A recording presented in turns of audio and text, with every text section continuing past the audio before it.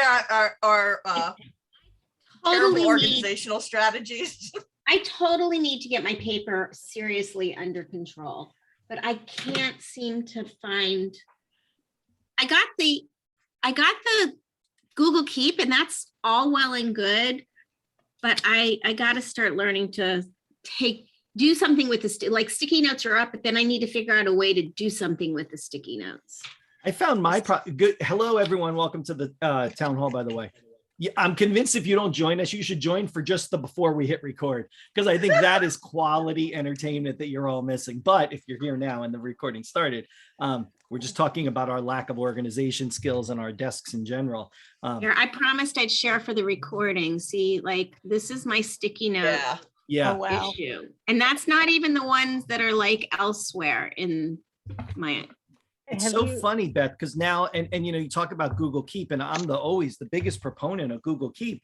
But since I don't leave my desk, I've gone to index cards because they're cheap at the dollar store. And now I have all these random notes that I just move throughout the day and just tear up. But I realize I'm starting to leave my desk. There you go. Okay, you got it. There you go. And so I'm tearing gonna them up is the best. I feel like I'm gonna have to re-engage with Google Keep and build that strategy again. I feel like I'm gonna have to ignite that strategy. Yeah, it's Google Keep is for when I'm in a meeting and I need to reference those notes. But the issue is I need these things that I walk downstairs and I'm like, right, I need to do that. Like, I need to do this and I need to do this. Right. And that's these, you know. Those are the sticky notes that are on my bathroom mirror. Is it even bad? Because this is my brain. This is my brain. It's my What's your brain, notebook Lori? with Oh, there it categories. It even is. has an AT chat area on it. Nice. But So there's one organized. marked sticky notes. My sticky notes go in my brain. Oh, you are so organized. Lori, I had one of No. those and I left There's it a on an stack. airplane in the pocket. And that was the end of me ever having a printed calendar again. That is the saddest So thing. my ever. calendar Well, it's is not a not printed printed. calendar. My printed calendar's on the phone. But, and then I have all my peoples are in a different one. So many things. And then the important things. And I'll tell you this because my wife's home, but she went out, so I can say it, and she won't watch the recording anyway. This note says, my wife was home today and she put on the candle in the other room so the house would smell nice. She's thrown the dog and I completely off for the day because we have a rhythm. It involves him laying around, me sitting here, and that's it. But now the candle is on, but I told her when we're done with the meeting, I have to run to Home Depot. And she said, well, turn the candle off. Make sure you don't forget. I said, okay. So I wrote myself a note. And then she said, but when you get home, light it again so that the house continues to smell. So now I have my index card that says candle, turn off with a box, turn on with a box. So this now sits right next to my keys on my desk so I don't forget. So there's some strategy right there. I used the Rocket Book. I'm so Tried that also, Irene. I've tried so many things to wean myself off of paper. Well, you know, they now have their like index cards and little distinct thing. So, yeah. Yeah, I have come to accept my dependence on Post-it notes. My brother has worked for 3M for like 30 years, but I think he's taking another job. So that I'll be forced to buy my own Post-it notes also. Stock up before he leaves. I know, Yeah, I know. exactly. I need him to do send the a problem box is his he way. hasn't been in his office for more than 2 years now, a year and a half. Mhm. So I do need him but he'll have to go in if he leaves the job, he'll have to go in and clean out stuff. So I will have to tell him to make a quick sweep of the employee loot. The employee stash right there. The employee So stash. learned so That's the much word. already in the town hall. I'll say, does anyone have a success story to share for the week? You've heard our different levels of success with our own organization strategies, but maybe someone had an actual experience they want to share during the week. No. It's like, no, I did not have Yeah, a success no. story. No. Hey, I will share. Go ahead, Kelly. Beth and I have a student that we are sharing virtually. And let me tell you, it is very cool. It's fun. Right? I think we're teaching each other strategies. And Without a doubt, without a Yeah. doubt. I was actually going to say, that was what I was going to say. Like, I love that we are able to, I'm learning stuff from Kelly about Retopia and about some other things. And I mean, and then just having somebody that, like that to troubleshoot, to troubleshoot off. So yeah, it has been very good. That's awesome. That's fun. Yeah. Yeah. I love it. That's what these little things can be too, and I would encourage Right. everybody, if you have somebody you're a student you're working with that, you feel like you want to have a sounding board, consider us your sounding board. We are it. Yeah, we'd I love have to a be it. success story actually with another kiddo that I'm working with. So this Yeah, is go a ahead. very different kiddo. This is a kiddo more on the touches of dyslexia. And I think actually she just got a diagnosis as autistic, but very, very low supports in that area needed. She's very socially functional and very academically advanced, but she just struggles with, she struggles with writing in particular and spelling. And so we wrote, so for the work over the summer, like I usually help her with like whatever her homework has been from school, but work over the summer, mom wanted to continue. And so we spent the entire summer researching dinosaur eggs, because that was the topic that she wanted to write about. And so we spent the whole summer researching that, and we built in Bubble Us and outline. I mean, it was great because we got to focus on things like main idea and organization and all of that. And then we wrote a book, and she wrote the book in Book Creator, and her parents loved it so much. I couldn't figure out how to do it myself, but her parents loved it so much that they found a way to have it like bound in print, like a printed book. I guess you can do it through, and they were like so excited, and she's so proud of her work. So it's just like, what a great way of when students have autonomy. Like she made all the decisions, like the pictures that she put in and the text that she wanted to put, did this need more editing or not? I mean, I gave her some guidance on certain things, and we talked about, certain stuff that she needed to have, and the way but it was so amazing when you give students autonomy and allow them, and she learned, she learned vocabulary, she worked on spelling, she worked on so many different things, technology skills. None of it was like, it wasn't like I went, this wasn't one where it was like, look at the end. This was like, all right, it's summer, let's do something fun. Let's have a research project. Right. But boy, did she learn a lot. And if we could just do that all the time with kids. Yeah, it's such a great example of that deeper connection to not just the subject of what the book was about, but to learning in general, and having just such a range of successes beyond completing the task, which is a very obvious success. She had all these other successes that will carry over into everything else. That's really cool. That's exactly it. It's the fact that this was all stuff that as she continues on, she'll be able to use this in other things. Right. Like, oh, remember that time I did this, and remember I used Book Creator, and well, maybe I could use that for this activity, and making those connections and having her understand that deeper, which is really cool. That's awesome. Were the people from the school involved in this? No, because this is just a summer break. It was just, her mom wanted to continue us doing stuff over summer break. And I wanted it to be something fun because, to be honest, the curriculum that they use for her school is pretty dry. And so, it was finding a way to kind of incorporate things that she'd been working on all year, but it was just really satisfying. I'm sad that we're done with it and she's back to we're back to doing like school stuff, but Yeah. And it'd be nice to find some way to make that connection between that experience she had with learning and her team that's supporting her day to day. Yeah. It's an interest. She's actually in Northern Ireland. So it's a whole different, okay. And they're having to focus now on so she's 5th year, and there's this whole thing with the testing that they have to do, their national testing. Their Which O's, is yeah. why, like now we're switching, you're really focusing on like some spelling and some grammar and stuff like that, but it's, you know, it's a little soul sucking, to be Yeah. honest, that Yeah. there's so much riding on her future academic track, Mhm. has so much riding on this test. Yeah. Mhm. Yeah, right. Isn't that such a shame that you see this shift to this test prep just taking over her academic world versus the experience she had with that activity you just described. She's 10. I mean, Yeah. Yeah, that is it's kind like of we're soul studying for the sucking. Yeah. SATs. Yeah. Ugh. Well, it sounds like you might need to go visit her. I think that's probably the best. I think know, that's I'm what you waiting might for need to the do. invitation. Yeah, that'd be pretty awesome. That's cool. Excellent. Well, that's a good story. Anybody else?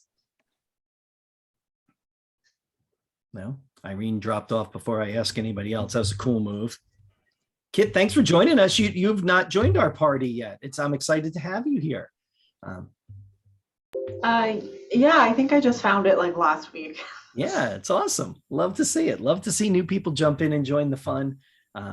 Kit was part of our virtual summit last week, or was it 2 weeks ago now? Maybe it was 2 weeks. Almost 2. I can't even tell anymore. Was it almost 2 I'm not weeks? sure. I don't know what it was. It was previously. How about that? I don't know. I'm still looking at the grid on my wall. I was talking to my family. I'm like, I don't want to take that grid down. I love it so much. It's just so fun and it's so colorful. And luckily, Naomi and I, when we work all weekend, Naomi and I, as we're sitting together, we come up with other plans for stuff. So I can't see it because I have the background on, but this is our plan for our next event, our next virtual event, our vendor expo that's going to happen in December. So we'll have more information on that soon. Maybe if you're interested in that kind of virtual experience, hold the date of Yeah, let me know. Monday, December 6th. And you're all going to say, well, wait a second, Mondays are our town halls. Exactly. We're going to stop the whole event for the town hall in the middle and then go back to the vendor things afterwards. So Monday, December 6th. I'm going to put it on my calendar because Good, I'll I'm let sure you know. hoping that I'm a vendor you're going to talk to. I hope so. Let me see if you're on my list. Oh, I don't have to look. You're on my list. Yeah. Is So I this have, in person or on Zoom? This will be on Zoom also. Yeah, we're not ready to do these things in person yet, so we'll do them virtually. And then hopefully 2022 will bring us back to in-person events that are local to us. I wish Naomi would throw her microphone on. Maybe she will, unless she runs away now that I've called her out, about her thoughts. We had a big, deep conversation about the AT Summit this weekend. As we were at the Abilities Expo this weekend, which was here in New Jersey, and so more busy than I thought. Because they had that go, yeah. Yeah, it was more busy than I thought it was going to be. Not obviously nearly as busy as it normally is pre-pandemic, but it had a nice kind of steady stream of people, which was great. I thought that was really exciting. So that was a good thing. So we got to talk. Naomi's pushing hard for us to do our in-person event somewhere. I hate to even say it because I love New Jersey, but somewhere in nice New Jersey. And she, I know it's horrible that I said it that way, but What is that, Parsippany? Yes, Naomi says in the chat, Cape May. That is what she's pushing for. She's pushing for Cape Hey, May. May. Awesome. I'll Yeah. be there. Okay. Have a see nice that- convention room. I Naomi? love Cape May. It's a quick ferry ride across from Lewis, Delaware. Yeah. Well, wait a second, Naomi, there it is. This was me throwing it out, Naomi, to see what people said. And okay, maybe Cape May it might have to be, because we had this discussion. It's like Cape May. And I'm like, all right, but will people come to Cape May? And apparently Well, people yeah, will. and what's the travel parameters from the people from the north? It's Cape May, right? I don't know. We had this long conversation about not wanting to host something in North Jersey because people always host things in North Jersey. So like it's more of a South. Yeah. And then we think that Cape May might be the answer. So we're going to do some research on that. So we'll let you know. We'll keep people updated. But that is where we're thinking right now. Naomi's been given the go-ahead to do a travel across the state along the ocean and see what kind of centers are there to host a conference. Yeah, Or short as she town. clears, or a shore town, Cape May or a shore town. So we're gonna do that. She's gonna Sea go Isle on a City's got a convention center. I was Who gonna say does? Sea Isle City, and so does Ocean City. There you go. All right, there you go, Naomi. I'm trying to Spring think Lake who is in else. her brain, and Spring there you Lake's go. nice. Add Sea Isle City and Ocean City down there. Atlantic City is going to be too expensive. Yeah, we were trying to stay away Yeah, from that, but stay we were out of trying there. something different. I mean, just I don't like Atlantic City anyway. Cape May is much prettier, or I know there's other towns that are really So there you pretty. go. Oh, wait. You can rent the Jenkinstown Aquarium at Point Pleasant and have it there. You know what? If you were willing to come to someplace that's literally 5 minutes from my house, and I only have to drive 5 minutes, yeah, Seriously? okay. I grew up in investigate Shore that Acres. one That's too. Add that to hysterical. your list. Point Pleasant's my town, my beach. That's it. Me too. Imagine the AT summit at the aquarium with penguins in tow. That's fun. There They you have, go. they have cute penguins. They do. All right, there you go. Something to think about. All right, so that's the end of our New Jersey centric part of the town hall today. To give you a sense of what we were doing, because we are thinking about that. Anyone else? I saw a few other people pop on. Hi, everybody who popped on. Anything good to share from the past week? Kind of a good of the order kind of thing. Hillary and Lauren. know, I have saw. something good. I saw It's Lauren her- pop in. So Lauren's clearly blowing off the other meetings that she said happened on Mondays. That's great. Well done. No, that's only why I have like 10 minutes to pop in here.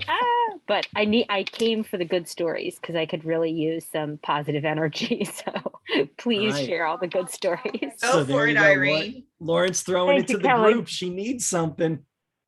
So I've been wanting to do Project Core as a series, and finally this year, it starts in 2 weeks, and it's out there.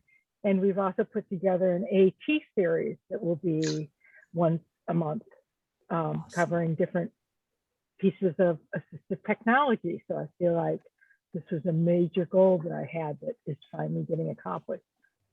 Irene, that's So awesome, how did you right? do it? How are you organizing the Project Core series? Yeah. We're doing it monthly with 2 sessions that are repeats so that staff can come to either session, so we catch our early schools and our late schools.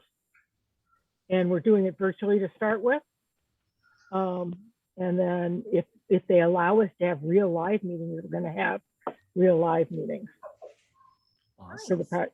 And then with the AT, we're going to try to do it like an old make and take, so that towards the end of every session, you either get a recipe for something you can make, or if we're in person, we'll make things together.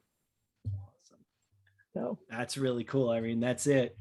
Giving people stuff, always the Yeah. hook, right? yeah, I'm That's excited. great. That's really exciting. I forgot that I did something exciting. Well, I we're forget glad so much to remind these you days. that you did something exciting. This is huge. Sure, This is so really much. huge. Yeah.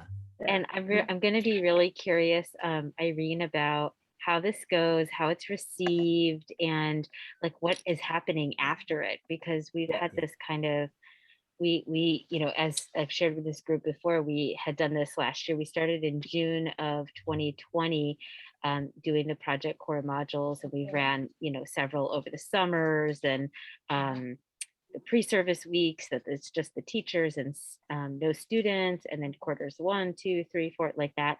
And we're in our second year of that. And we've had great support from our administrators to say, you have to take this. Anybody who's a special ed teacher has to take this. Anybody who's an Nice. SLP has to take this. Anybody who's X, Y, or Z related service, you know, teach of the visually impaired.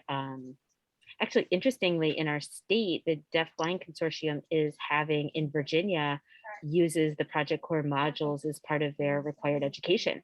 So a lot of the teachers of the visually impaired also, they were like, oh yeah, I've already taken this, you know, I know this. So that was great. So everybody's saying the same language, everybody And I had to like talk a little bit with my SLPs who kept saying, but I already know this, I already do this, you know. And I said, but now you have the same language where you can speak to your teams and say, we all took the same thing. It was all presented, you know, from this perspective. And I think having shared language leads to shared responsibility. So I'll be so curious how it goes. And And I'm one really of the things, excited for you. one of the things I'm trying to do is to get different SLPs to do some of the facilitating. Awesome That they idea. want to see each other work and to help them hopefully buy in. Yeah, and then if this is a go, then to continue it next year and make it something that can be in a community event too, so we can start inviting families, et cetera. Yeah, we did the same. We did similar with families. And then it's been really nice because some of the families would say, okay, so now what do I say when they present, you know, this reading goal that says, you know, we'll comprehend WH questions, blah, blah, blah. And I said, okay, well, if you're an emergent communicator and you're an emergent reader and writer, and they kept saying, this doesn't jive with what I learned in Project Core. And I'm like, tell me more about that. So then what does that mean? So what should your goal, you know, what might your goal look like if you're doing this? Oh, I might write a shared reading goal. Yes. So then it sort of changed the language. And then the family would say, how do I bring this up to my team? Like I did these modules with you all. And how do I say to them, I've done the same thing. And I don't think we should have this WH question goal for reading. Like, can we have the shared reading goal? I'm agreeing to this. I think this is a good idea. So it's been really nice to empower the families to be able to be greater participants in talking about literacy and communication development across, you know, all areas in academics and life and participation in family and life activities. So I hope it goes as well as I it think has it for your will. district. They're done so nicely. And I even told Lori Geist, I said, oh, who is that that's talking on there? I love her voice. It is so great, you know, and she said, oh, that's Nancy in our office. And she just has such a nice voice and she stays slow and she's so respectful. And it's really, I think it really can draw some people in who have been like putting up the barrier and resistant to maybe doing this work or just didn't have high expectations for our students or just didn't know. They didn't know what to do or where to start. Yeah, A lot of them would be my are district. well-meaning, but they just don't know where to start. Yeah, that would be my district. Yeah. So This And is it's also- thanks a for the great encouragement. start, Irene. This is awesome. And Yeah. and maybe one of the things that I would suggest as you go forward, Irene, with this is from the start, work to collect stories from your participants. Like so that you have them and you're building this library of stories, whether they're successes or anything, just their experiences, because as you go forward and you continue to build this capacity in your district, you'll have these things to highlight and say, look at the great things we did. Look at how this was received. And look at, you know, like Lauren said, look at how we brought families in and we didn't just say they were part of the team, they were part of the team, right? There's that difference between saying we communicate and saying we're teams versus, look, we are doing that. That is what we did from the start with this. And I think that can be really powerful too. It's awesome. All right, Irene, you're up to then share in a couple of weeks how it goes. All right, we're going to hold you to. The first session is mid-October. So All right, so you got yourself a little respite. Okay, fair enough. Yeah, I tried to plan ahead, Mike. It's such an odd concept. What is that like? Tell me more about this strange concept. What does that mean? I don't know. If by So plan weird. ahead, you mean plan today for things that happen tomorrow, though, then I totally understand what you're talking about. No, usually I plan today for things I did last week. Yeah, I'm that guy who picks up his phone and looks at his calendar and goes, no, there's no way that could be this week. Is that this week? And then you figure it out and then you work from there. But that's awesome. Thank you for sharing, Irene. We are there with you in spirit. And as you get closer to the date, feel free to bring that to the group and we can help you kind of troubleshoot that. Thank you. I will. Especially Lauren, for sure, which she did that last year. I'm sure she's got really great ideas on how that went. That's awesome. And Hillary, I saw your, oh, you got to go, Lauren. It was good seeing you. It was good seeing you. Hillary, I saw your success. You're positive. Hillary has a meeting this week with their communications person on social media accessibility. Look at you making change. Love it. Love it. That's exciting. Hillary, are you, oh, she had to leave. Darn, I was about to ask her, like, how did that come up and how did she pull that together? Now we'll never know. Well, we'll know for next week. I'll ask her. I'll leave myself a note.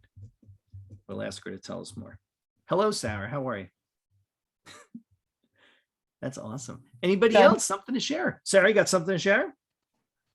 A win? Let me think. I think one win that's not us. I think this is a good win because it kind of has to do with our jobs, not specific necessarily to AT, but in terms of scheduling, getting very overwhelmed. I still have my part-time caseload and I'm covering like 12 buildings for AT. And I feel like I always just like when somebody asks me for help, I get excited and I want to I can come out tomorrow. And so I told myself, if somebody asks you, you do not schedule them this week, we'll start looking at next week. Because then I fill up my whole calendar. I can't answer emails. I can't take care of things as they come up. So I've been trying to be a lot more thoughtful about that. And like, it's okay if they wait a week for me to come observe. And so spacing things out on my calendar a little bit, giving myself some breathing room. So I think that's really helping because then like last week I had a student lamp got deleted off their iPad. And so the team was like, oh no, what do we do? And I was like, I actually have time and I can come out and help you. Because you know those things are going to pop up. And if you don't build a little buffer into your calendar, everything else will get botched, right? Exactly. So I would say that has been a win because I feel like better walking into work every day. Like I think I can handle what the day will bring. Yeah. And I think you're right. And you know, what's interesting is that, and it's such a right way to look at this. And I think taking care of ourselves is so critical with this. It's the learning to say no or learning to say, no, not today. Maybe that's even better sometimes. It's just, no, it's just not today. Is having, and it's one of the things that I start to try to do is have some kind of go-to resources so that when someone does reach out and they are kind of excited about AT, mostly because maybe they're having an issue that they feel like they need to resolve right away, right? Mm-hmm. But having some resources that I can say to them, hey, we'll plan to get together next week. But in the meantime, why don't you check these things? And then we can talk about that next week when we see each other. Give them some ownership of being part of the solution so that it's not, because you know what's going to happen. They're going to sit there and they'll be like, all right, when the heck is Sarah getting here? Right. And they don't have any kind of next step. Yeah, I love that idea. I like that. And I think I need to think of some more things that I can send out to people. I definitely have stuff for like AAC when it's a new AAC consult. I have like these videos that I've made that people can watch on their own. And yeah, I like the idea of not like I'm sending you these instead of me coming, but I'm sending you these and let's talk about it because I should say that because that kind of gives them some accountability to actually watch. It does. And it reminds them that you are not there to promote that expert model, but a collaborative model, right? It's us. It's not you waiting on me. It's us getting together, right? It's those kind of things. And I think, and you know, I'll be honest, sometimes people don't even look at it. They don't even open it. And you know, I think the reality is that sometimes they will just wait anyway. Like, well, where the heck is Mike? I mean, when is he showing up? And then you ask if they looked at that and they'll say, well, they didn't have time. And you know, and maybe it comes with being crustier and older. I've started to find myself saying to them, those things could be valuable for you as we go forward and work together on this. And depending on whether I've worked over the weekend or not, I'm either less crusty or more crusty. But just reminding them that I'm not just sending them busy work, but I'm sending them things that could help them be better at working with their student. And I think putting it that way and constantly reminding people that you're not just waiting for me, because even on a good day, I'm going to come once and you're going to be there every other day. That week. So I think if we do this together, we have a better chance for success and starting to build that from the start. Yeah, and something that was interesting too of like kind of that building capacity is that last week I said that LAMP got deleted from a student's iPad. And so yes, they need to be able to communicate. And I was talking to one of our local device reps, and she said, one of my colleagues says that there are no AAC emergencies. There should not be an AAC emergency because you should have backup and the team should have a backup. Like you should never be calling me and saying, we cannot move forward unless you drive up to our school and fix this. Right. So I didn't say that to them right away, but as we're following up from what happened, we're going to get backup systems in place. And just to kind of share that idea that like, I really can't put out fires because I'm probably like seeing students or doing something else. I can't like have a 3-hour turnaround when you have an emergency. Right. So you need to set things up so that when something goes wrong, it's not an emergency. And you're right. Those are great opportunities for conversation, to be kind of reflective on what happened. Like, as you see with them, talk with them and go for next steps and say something like, as part of what happened with this experience, let's talk about how we can eliminate this from happening again. And one of those things we should do is have a backup. And you're right. I think that there should always be a backup. But Kelly couldn't put her hand up fast enough when you talked about that, right? That idea, Kel, of having something ready when something breaks. Because it will break. Well, and my other thing I had my hand up for was that there are no emergencies. Oh, there are no emergencies. Yeah, right. I liked that because at first I was like, no, there are. That is an emergency. And then I was like, oh, well, no, if we're set up for it, we need to expect, it's technology. We need to expect that it's going to break. Right. Yeah. I was talking to Lydia Dolly last week because we're working on a presentation together, and that's something she wanted to bring up in the presentation is the importance of having a low tech or backup type system, and that it's okay to use that. You don't always have to use that communication system, because I get so many questions from from school professionals. Well, they're not using it at home. How come we have to use it here at school? Well, because they have other forms of communication at home, and it's exhausting and it's taxing. And I always explain, I don't want to look at my computer all night long and do work. You sometimes need a break from all of that. And I think just reiterating that point, and then, like you said, Sarah, there should never be an emergency with the AC. Should have, almost redundant systems in place so that you don't have that happen. And I think just continuing to stress that point is so important. Kelly, I was waiting to see if you jumped in. Your mic was still on. You were still hot over there. Your mic was on. Sorry. Like, oh, wait, I think she's going to jump in. I was going to say, Sarah and I have another win for this month. We've got an article that's coming out and Closing the Gap. Awesome. Tell us about it. You want to start? Sure. So we're talking, the theme is Back to the Future, which... She froze. Now you got to tell it. We got to Back to the Future and then you froze. Oh no, can you hear me now? Yeah, now you're good. Okay, so theme is Back to the Future. And I said you should see the picture that I made for Kelly and I for our presentation for Closing the Gap.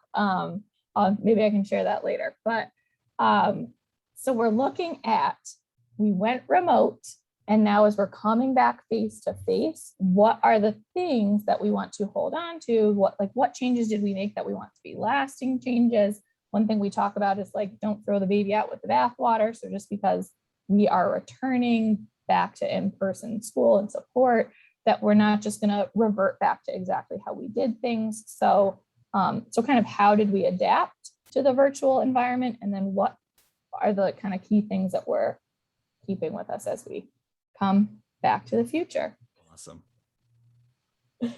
I love it. That's cool. It was fun. Yeah, I think it's the right time to start these kind of reflective looks at this, right? I think we've now had a little time to see how things have moved from the way they were to where they became to the way they started to come back, and we've seen enough opportunities and moments of change there that we could have these really good reflective moments. I'll promote before more here about, that some people, as they went back face to face, were like, okay, well, I don't have to do any of that stuff anymore. Yeah. And then I've run into that in some of my consultations. So it's like, well, we only did that when he was virtual. Right. Well, no, Yeah. we did that for good practices, whether it was curricular practices or AAC practices or writing practices. So we're going to continue. Yeah, because we have to. I don't think I said it here. It might have been in another meeting. I don't know. It was another meeting where I was in a box on a screen somewhere. And I said to a group that I'm having deeper conversations with team members now about revisiting all of that recorded content they made when we went virtual. And what have you done with it lately? And a lot of the answers are, I haven't done anything. It's in a folder in my Google Drive, and I've, in essence, archived it. I've just put it to the side. And so in this conversation with them, I said, I can't, I've lost all my train of thought. Yeah, that's awesome. That's I exactly thought you'd what I appreciate that, expected Mike. that picture to go down, and that makes me happy. I thought you would like that. Yeah. There is something funny about the Kelly Fun or Doc Brown iteration there. That's fantastic. And I don't know, Murph, you look quite Marty-ish right there. I mean, this is really impressive. Thanks. I These also are my said we like. could have called it teaching old dogs new tricks. Oh my God, that's great. Oh my God, good, because I wouldn't have been able to focus if you left yourself screen sharing. Thank God screen sharing was on and you could just drop that on, that bomb in the middle I of it. know. That was I great. just snuck it right in. Whew, that's perfect. But when I was saying to these teams about this video content, and they're saying, well, we don't need that anymore because we're back in the classroom. And my comment to them was, well, why don't we look for ways to repurpose parts of that?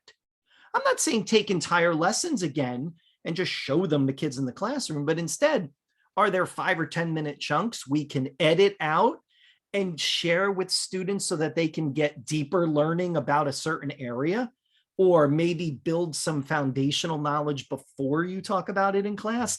All of these things you can do.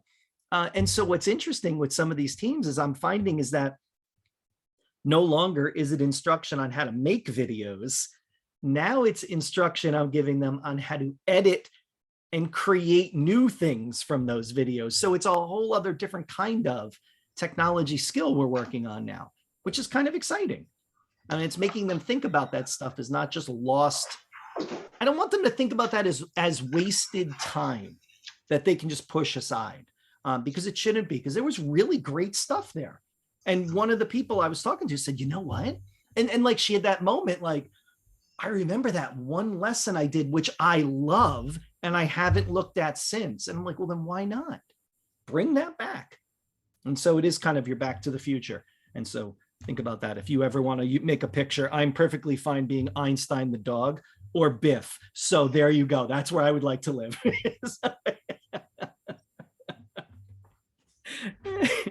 Not old Biff. I want to be young Biff. I don't know what it's like for other people, but I know in our district, we're taking quarantining pretty seriously. And so we have like this constant like rotation of students that are just out. And so, some of them are logging in and just watching video, like the live stream of the class basically, but it wasn't like it was last year as interactive, because that teacher's, doing more of that hybrid approach with some in person, some virtual. And so I think students are getting less out of that. And I think, if we think in terms of universal design for learning and teaching in, multiple ways, for those students that maybe even just need that lesson repeated or and need to hear it again, or for those students then that are virtual and maybe not getting as much out of just watching it streamed, it's nice to be able to have that in multiple formats. And especially if you've created something the year before and you're reteaching the lesson. Yeah. I know my own kids who are in elementary and intermediate school, they're not using any of those Seesaw tools. We just got Seesaw. We're a month into school and we just got their Seesaw codes last weekend, like on Friday. And I'm thinking, where the heck has this been since the start of the school year? What if this class gets quarantined? Like, you should still be working on these skills and keeping them up. And both my kids did virtual all year last year, so they're really great at it. But I'm missing out on seeing some of that too and knowing what's going on. So, I just think it would, best practice really in thinking about EDL, like you said, Mike, just repurpose those, even to show different clips or something. But I think that in the long run, that would help teachers who've got students out, because I think, how do you go back and teach kids who've been out for 10 days and have, essentially missed a ton of that content? Now you're constantly backtracking as a teacher, trying to catch students up. It's almost harder. Yeah, it would be right, because the teacher's focus is now back to the kids that are there. You're right. And they're going out at all different rates. And they're going out at all different rates. So you've got a student, these 2 students out this day, these 2 students out 2 days later. So they're missing all different things. How do you get that cohesiveness of that lesson anymore when you've got those students constantly in and out of the classroom? So, and if you think about those materials, Jennifer, right, those chunks, like you said, it's concept. It's not a day. This wasn't Monday, October 4th or whatever today is, but instead this was the concept we talked about, and maybe it's 10 or 15 minutes. And there's another concept we talked about.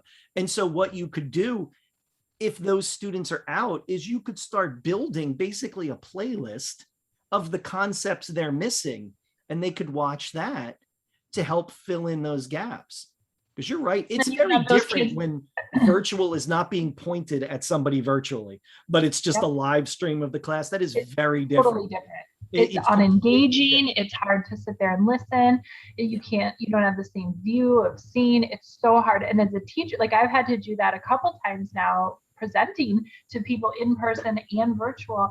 And it's so hard. I give these teachers a lot of credit to try to engage the people on the screen, watch what's happening, watch the chat, pay attention to what's happening in person, and all of those people. You just can't do it all well. And so, but if you have these asynchronous bits that are done really well, and again, for those people even that are in person that maybe need to hear it again, just best practice, parents wanting to hear, and I just think there's so much value in that recorded content. I'm so sad that people aren't using it as much as they should. Yeah, and I'm kind of bummed that your whole Seesaw experience went the way I feared things would go this year. And now you've kind of reinforced that fear, is that all of that great communication we had last year between home and school, is it already starting to wane? Are we already missing that? It's gone completely back to the way that it was pre-COVID. I was trying to be positive, but I sensed that that's what you were going to say. Yeah, I mean, we're getting the math packets photocopied with the parent guide sent home, but we're not seeing any of the work. We're not, it's just totally, and it makes me sad too, because although, like, my first grader, her teacher was a virtual teacher last year. We had a virtual academy in our school district, and you could opt into that all year. And so I know her teacher has all that. She's great at Seesaw because she used it all last year, but yet she's not using it this year, at least not in similar ways. I mean, maybe she'll start again, but. Do you think that's the teacher, or do you think this is being principal and building driven?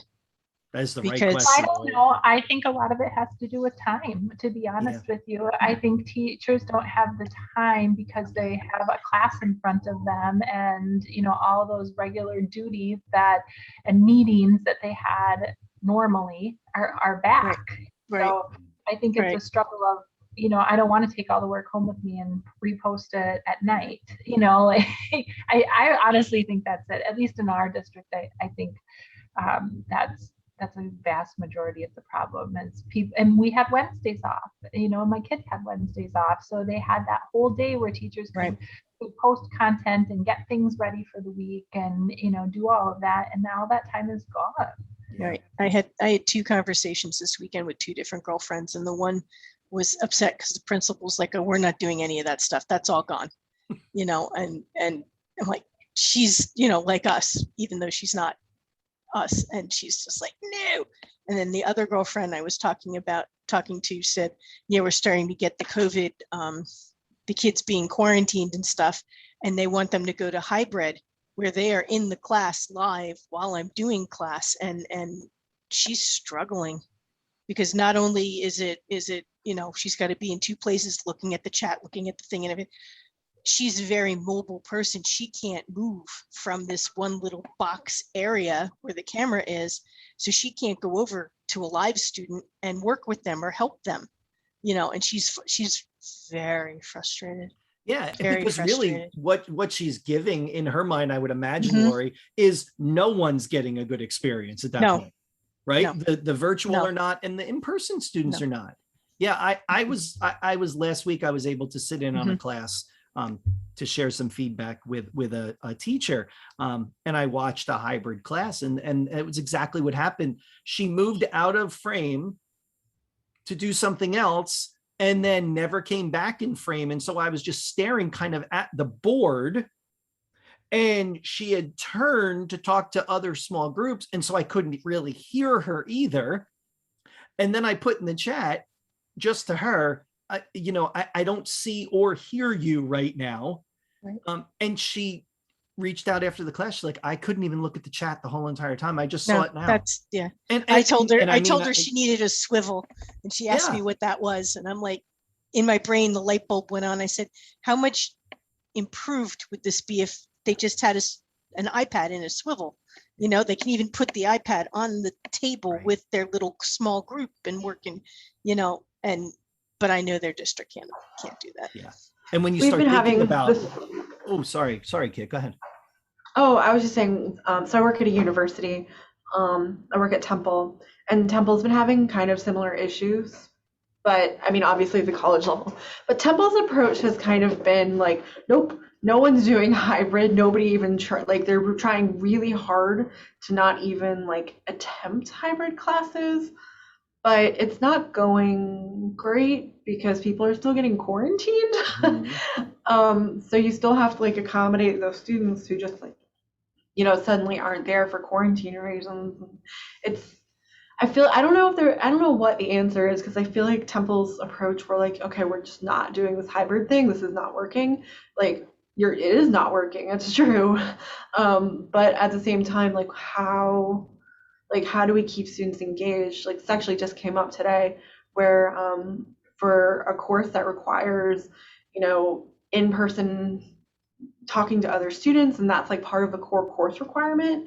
You know, how do you allow a student to pass that class if they're doing this bizarre hybrid thing and they can't participate in classroom discussions, but that's part of the core requirement? Can the student pass the class? Yeah. Right. I mean, yeah, I mean, the core requirement is at a direct opposite of reality, potentially. Yeah. I know the university that I teach at, their master's program decided to just stay virtual this entire year. And so I just teach virtually. So there is none of this potential going there, some people not being there, because we had these same conversations. It's like, all right, well, what happens if we get someone who's quarantined? And we can't be there? What if something happens in the school and we can't all get there? How do we all learn about this? And so we just decided to stay virtual.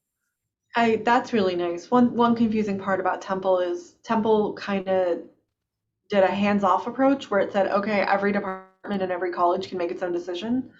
And from the disability office perspective, that is extremely confusing because I have no idea like what people's policies are. Like the physics department suddenly like figured out how to make its classes like hybrid remote possible, but like English couldn't. And it was just really bizarre to like try and figure out like who can do what, and like processing remote requests is extremely complicated.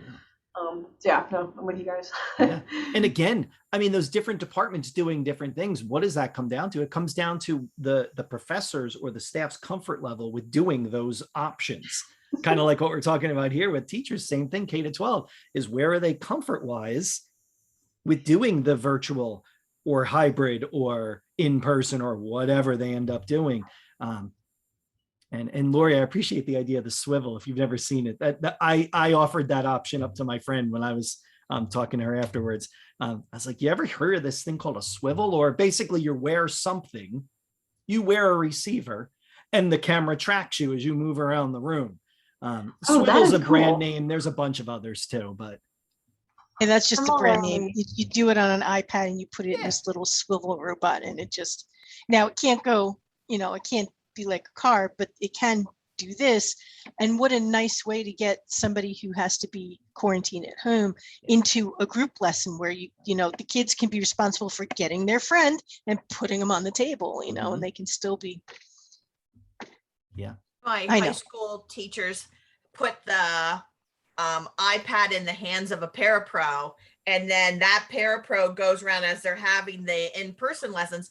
And they had first started doing that because they had a couple kids with low vision. Mhm. And so when, other students in the group were showing their work or, whatever they might be doing, the parapro would go over that person, and so it would be projected on the screen behind him, behind the teacher. And so then when they've got to this hybrid situation where, high school kids were, it's like college, they're going home every other week, they're doing the same thing, except the feed that used to just go to his smartboard for everybody to see at a larger size now is what gets sent out. That's perfect. Yeah. That's One of my perfect. other high school consults, she makes sure, and she's got half it, there's always at least two that are home, right? For various reasons. And so she's gone to, I think it's 2 classes a day. Everybody's on a laptop. So even the students that are there in front of her, they're all at their desk because they're spaced all over the room. Mhm. And so 2 of her lessons for sure each day are grouped that way. And even though they're all might be sitting there, everybody's on a laptop, but at least in that situation, everybody's seeing the same thing, whether you're in person or you're at home. And so And she it's just kind allowing of her to carried that teach in one- over last year. Yeah, and she can teach in one mode then, right? She gets in one mindset as, oh, this is virtual now. Yeah. The kind of interesting thing about that too, if you thought about that from a broader perspective, there's no reason that the students that are in school needed to sit in the classroom for that either. You could look at flexible seating and finding other ways to have them be in a more comfortable setting around the school to even spread that out a little more, because it's not about being in that classroom at that point. One of my colleagues whose sons are in high school there, and it's a large Texas high school.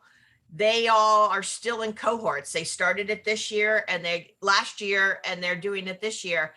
So throughout the school building, there are cohorts of 10 to 12 students that stay in the same room, and then the instructor is virtual. So as they change from English to science to civics, the instructor still comes in virtually, and then those 10 or 12 are still in the same classroom. So they've continued that model with most of the school. It's interesting too, right? Yeah. Yeah. And there's like one adult, para educator to maintain order. To manage the space, the physical space. Yeah. But then that way, the teachers, again, they're teaching in one mode. They're teaching to some students that are in person and some students that are at home. Yeah. But it is very difficult to teach in both modes. It is. And it's especially hard to do it either well. You're really probably not going to get a chance to do both well at that point, but just even doing one well and be like, well, at least the kids that were online got a good experience. I mean, I just haven't seen that yet. It's just been so scattered, and not through any fault of the educator, just scattered. I mean, it's like, and I've had that experience too, where you're doing something virtually that shifts to in person. And you can actually feel the switch in your head have to flip. Like, oh, wait a second, this person's sitting right here. I have to do this now because they're right in front of me. But then, oh, this person's over here. I can't forget about you. You can't have that person looking at the side of your head the entire time. And so thinking about all of those things, really tricky. Oh, Irene, goodbye. I just saw the chat. Goodbye, Irene. No, we only have a minute left, but just to kind of throw another little caveat in there, we have, I'm gonna turn my camera. We have a fleet of 4 double robots over there right now. We have more than that, but they're just sitting here. And, it's interesting how that has really changed. We bought them right before COVID hit, and now with Zoom and everything, but we have a homebound student that will be homebound probably for her whole educational career. And we just started a virtual academy for our elementary this year, and the whole IEP team is really debating what setting is best for her. She has been with her peers from her home school.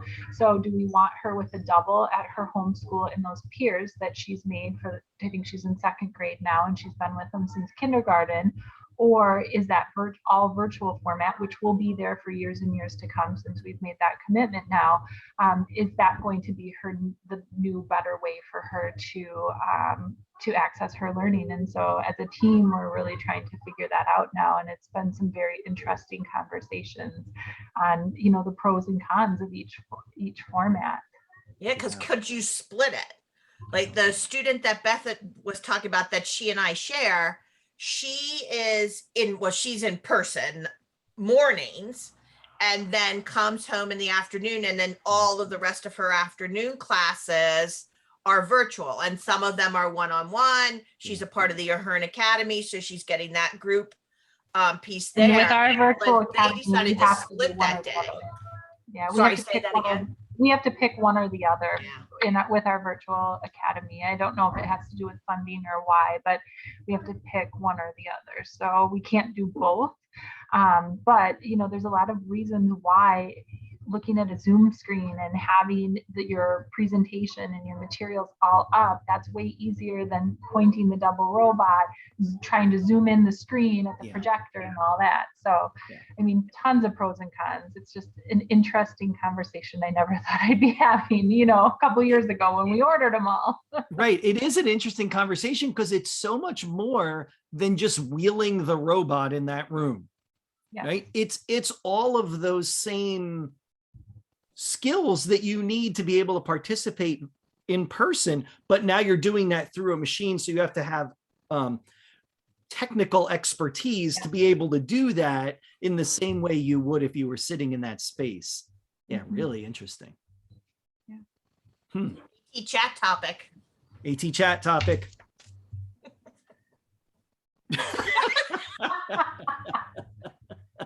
I had to wait for the conversation to die down before I threw that in there. I like that you disappeared for a while, and I imagine you frantically cutting and I just was pasting eating pictures. my lunch, listening, doing a little remove PG. Thank you for putting me on Mike Einstein. Murata. I think I would have preferred that. I really don't want to be Biff. He's not a good person. So Yeah, I think this is a good one. This is good. all right, I'll take it. I expect I that need picture to that. be somewhere many times. I'm all for it. Yeah, this picture's not going anywhere. Excellent. Good. That's what I look Well, at. then we got to think about our next presentation topic we can use it in. All right. Yeah. But you got to invite me into the participate in the topic also. I can't just throw it up Yeah. there as some like non sequitur. You got to Yeah, be, oh, you have to be gladly. saddled with me too. I have to be part of your group. So, all right. That's Perfect. awesome. That was worth staying 2 more minutes late. Excellent. Everybody, wonderful. Good conversation today. We are probably not doing next week because I think it's a day off. I know we have off. I'm assuming most do. So It's I'm closing the gap, crazy day. Yeah, so I think we're gonna pass on next week and we'll come back in 2 weeks. All right. All right. Have a good rest of the week. Maybe we'll see you at AT Chat. Have a good one. I'll see you later. Have a good one, everyone. Bye all. Bye.